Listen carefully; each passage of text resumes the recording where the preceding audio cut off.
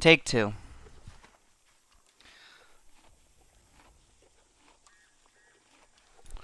Hello. Right now, I am playing the Xbox 360 game Assassin's Creed and stream my gameplay using the application Twitch. Assassin's Creed is one of the most popular RPG or role-playing game that has come out within the past 10 years.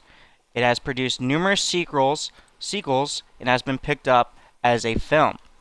The reason that I and other history fans enjoy this game is because there's always a historical backdrop in the game.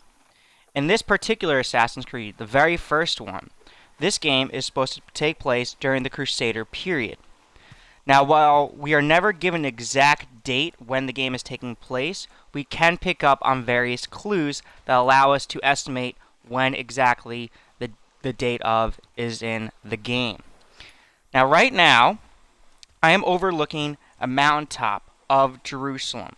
And because the attention to details of the game designers, this virtual Jerusalem is very similar to the Jerusalem that existed during the Crusader period. We're going to travel through the city to get to one of the most distinctive landmarks in all Jerusalem, the Dome of the Rock, which we can actually see to our left side of our screen here, center left, with the golden dome. Now we're going to make our way down the hill and through the gates of Jerusalem, and along the way I'll be pointing out various landmarks and ideas during this virtual tour of Jerusalem. So we're going to make our way down the hill on horseback with our character.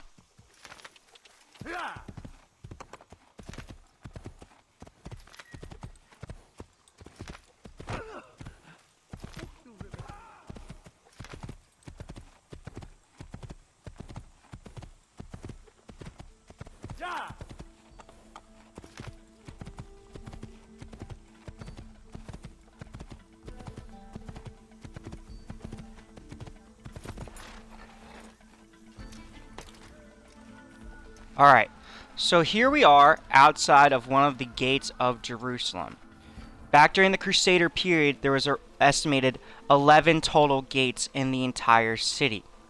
Now, because of the attention to detail that the game designers had in creating Assassin's Creed, they take great pride in giving a very detailed layout of what exactly Crusader Jerusalem would have looked like. And because of this detail, we can actually estimate as to what exactly gate this would have been.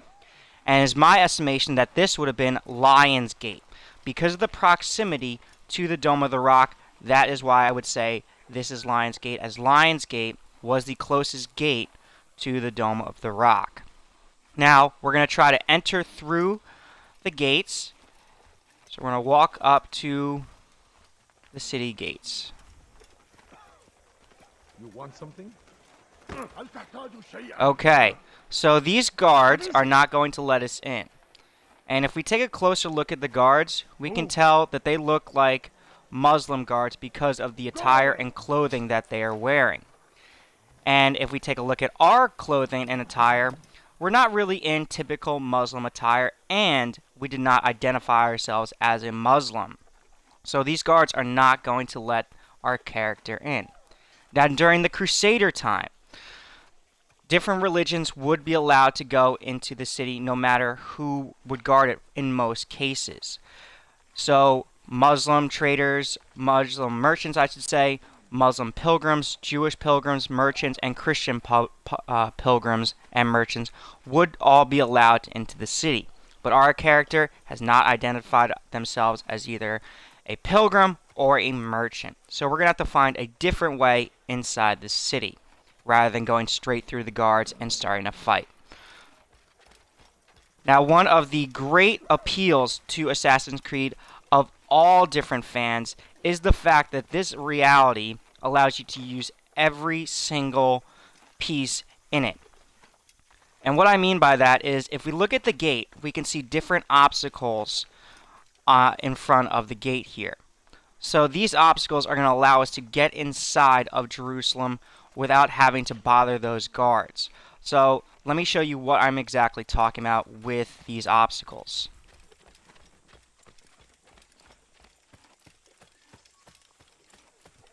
So here we're going to climb up the wall. Oh.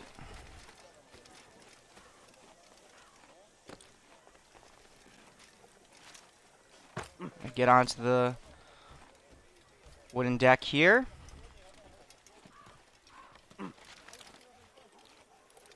Someone tell me why he's doing that? Alright, so now we are on basically right above the guards, and we're going to be allowed to go in using these obstacles. So we're going to hop over.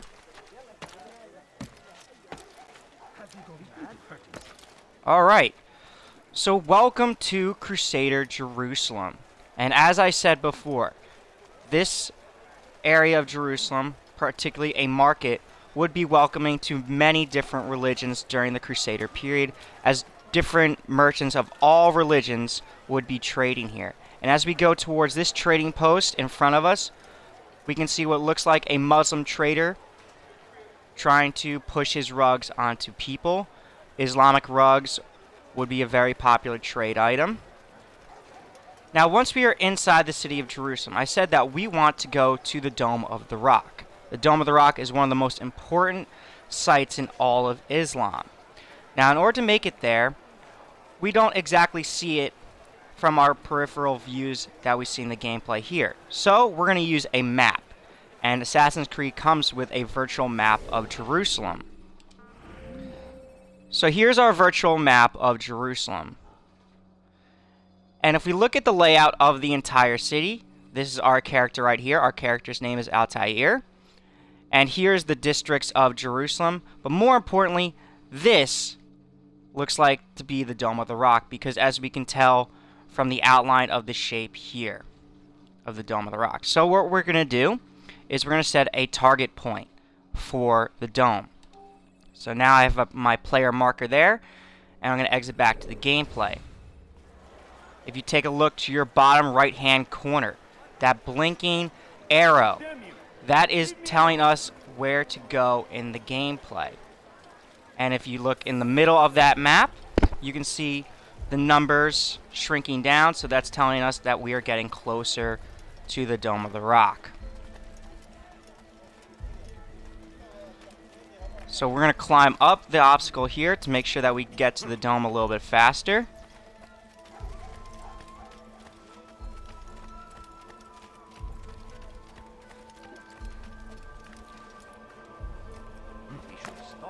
Like a child. So here we are outside of the entrance to the Dome of the Rock. And again, these guards are not going to let us through. The Dome of the Rock is one of the most holy and sacred places in all of Islam. It is thought to be where the Prophet Muhammad ascended into heaven. So these guards are not going to allow someone who does not identify themselves as a Muslim into this holy space.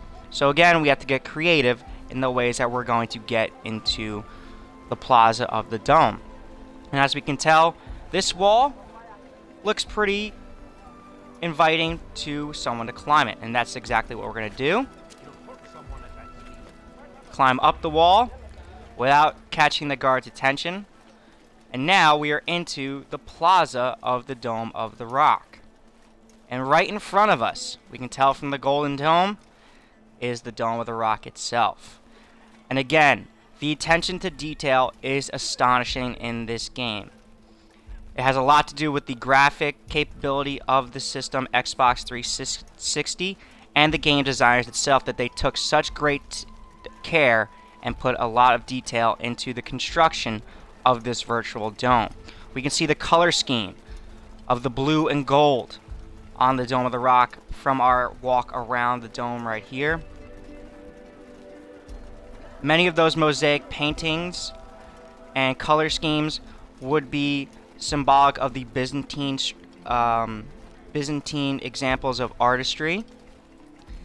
Now, if we want to enter through the dome, again, it looks like there's guards who are not going to be allowing us to actually get inside of the dome itself. So, we're not going to go inside the dome in this gameplay. What we can do is still continue to search around this area and get a feel for what it would have been like to be in this area during the Crusader period. It seems a tragedy, but I say this is an honor. So here it looks like we have God, fighting for some basically what amounts to a town crier here in the plaza. So let's take a listen to what he has to say. Curse him! Curse the Christian king and his army of infidels! They go against the will of God and must be made to pay. Everywhere they ride, they leave only suffering in their wake. They say it is a crusade. A crusade for what? Ignorance? Violence? Madness? We must resist. We must fight them in any way we can.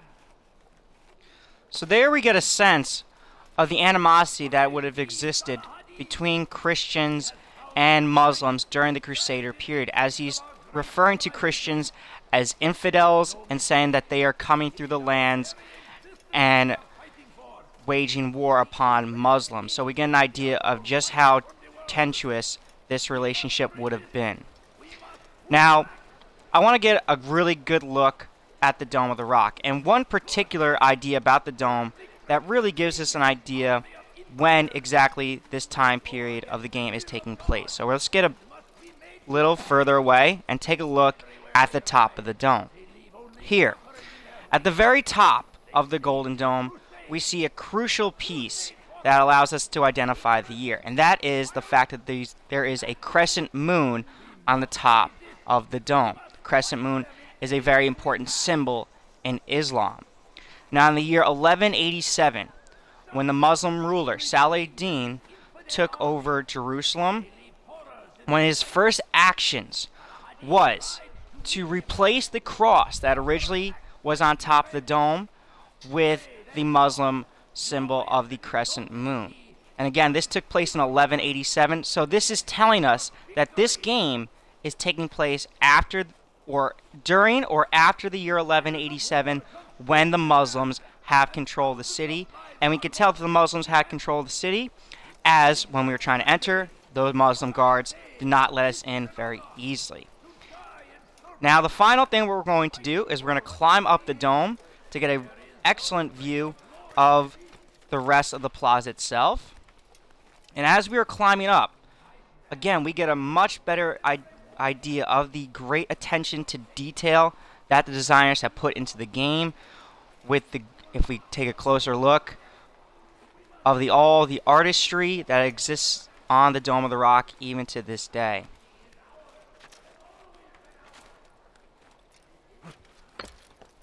So here we are on almost the top of the Dome of the Rock. We cannot go all the way up to the top, unfortunately, but this still gives a great vantage point from this area. And as we look out to the western part of the city, we see our final piece that I'm going to point to on this virtual tour of Jerusalem, and that is the wall directly in front of us. That is the Western Wall, or the Wailing Wall, as often referred to. The Wailing Wall is the last remnants of the Temple Mount. The Temple Mount was the first Jewish temple that existed. Now, the Romans in the year 70 would destroy the Temple Mount, and eventually the Dome of the Rock would be rebuilt on top of the former Temple Mount. So, from the gameplay that we just witnessed and walked through, we can get a good idea of just how much historic value can be gained from a video game like Assassin's Creed.